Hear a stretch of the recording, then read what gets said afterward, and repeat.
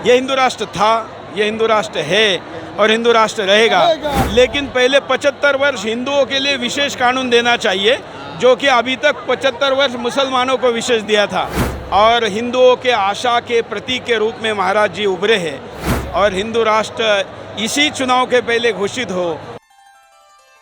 कट्टर हिंदू विचारों के लिए जाने जाने वाले सुदर्शन टीवी के सुरेश चव्हाण दिल्ली से सटे नोएडा में चल रही बागेश्वर धाम पीठाधीश्वर की कथा में पहुंचे। इस दौरान उन्होंने साधु संतों के लिए आयोजित किए गए इस संत सम्मेलन में भी हिस्सा लिया, मंच से अपनी बात कही और उसके बाद इस आयोजन को भव्य और दिव्य बनाया। सुरेश चव्हाण ने कहा कि बागेश्वर धाम के पीठाधीश्वर देश के हिंदू समाज की नई आशा है। उन्होंने कहा, समान नागरिक कानून देश की जरूरत है और हिंदू राष्ट्र का निर्माण आगामी लोकसभा चुनाव के पहले होना चाहिए।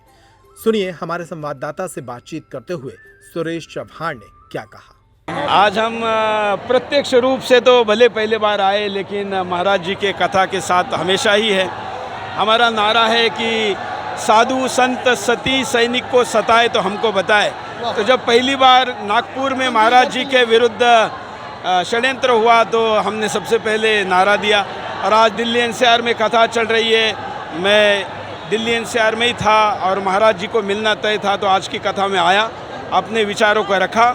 और ये जो ऊर्जा यहाँ पर उत्पन्न हो रही है, इससे हिंदू राष्ट्र निर्माण हो, इसके लिए समर्थन देने आए। समान नागरिक कानून पर आपकी क्या प्रतिक्रिया? समान नागरिक कानून होना चाहिए, लेकिन पहले 75 वर्ष हिंदुओं के लिए विशेष कानून देना चाहिए, जो कि अभी तक 75 वर्ष मुसलमानों को विशेष दिया था।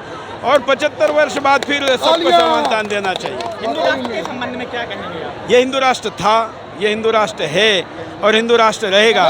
350 वर्ष पूर्व छत्रपति शिवाजी महाराज ने हिंदू राष्ट्र की स्थापना की थी, उसका राज्याभिषेक किया था।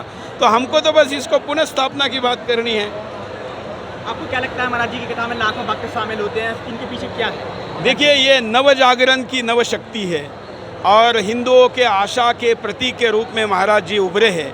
और ये शक्ति ऐसी निरंतर चली रहे और ये मंथन का समय है।